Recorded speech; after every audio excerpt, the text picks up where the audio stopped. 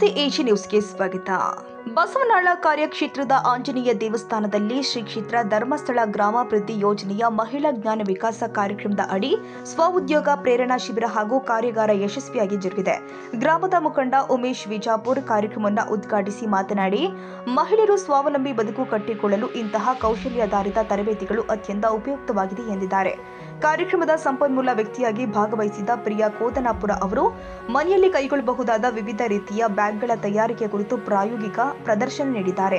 ಅಲ್ಲದೆ ಶಿಬಿರದಲ್ಲಿ ಪಾಲ್ಗೊಂಡಿದ್ದ ಮಹಿಳೆಯರ ಕೈಯಿಂದಲೇ 2 ಬ್ಯಾಗ್ಗಳನ್ನು ತಯಾರಿಸುವುದರ ಮೂಲಕ ಸ್ವ ಉದ್ಯೋಗದ ಕೌಶಲ್ಯವನ್ನ ಕಲಿಸಿಕೊಟ್ಟಿದ್ದಾರೆ. ಜ್ಞಾನ ವಿಕಾಸ ಸಮನ್ವಯ ಅಧಿಕಾರಿ ಶ್ರೀಮತಿ ರೇಖಾ ಅವರು ಶ್ರೀ ಕ್ಷೇತ್ರ ಧರ್ಮಸ್ಥಳ ಗ್ರಾಮಾಭಿವೃದ್ಧಿ ಯೋಜನೆಯ ವಿವಿಧ ಕಾರ್ಯಕ್ರಮಗಳು, ಮಹಿಳಾ ಸಬಲೀಕರಣ ಹಾಗೂ ಸ್ವ ಉದ್ಯೋಗದಿಂದ ದೊರೆಯುವ ಆರ್ಥಿಕ ಪ್ರಯೋಜನಗಳ ಕುರಿತು ಮಾಹಿತಿ ಕೊಟ್ಟು ಮಾರ್ಗದರ್ಶನ ಮಾಡಿದ್ದಾರೆ.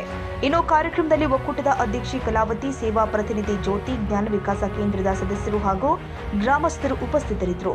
ಕೊನೆಯಲ್ಲಿ ಮಹಿಳೆಯರು ಶಿಬಿರದಿಂದ ಪಡೆದ ಕೌಶಲ್ಯವನ್ನ ಸ್ವ ಉದ್ಯೋಗಕ್ಕೆ ಬಳಸಿಕೊಳ್ಳುವ ಸಂಕಲ್ಪ ವ್ಯಕ್ತಪಡಿಸಿದರು. Raviraj Samshi, Haveri, AG news.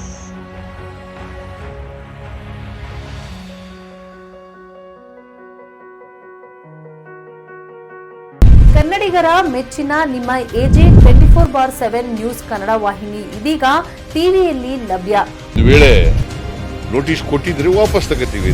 ಇವತ್ತು ವಕ್ಫ್ ಪ್ರಾಪರ್ಟಿ ಅಂತೇಳಿ ಬರ್ತದೆ ಅಂತ ಹೇಳಿದ್ರೆ ರೈತರ ಬೀದಿಗೆ ಬದಲು ಏನ್ ಮಾಡ್ಬೇಕಾಗತ್ತೆ? ಯಾರು ವೋಟ್ ಹಾಕಲಿಲ್ಲ ಅಂದ್ರೆ ಗ್ಯಾರಂಟಿನೆಲ್ಲ ಸ್ಟಾಪ್ ಮಾಡ್ಬಿಡ್ತೀವಿ.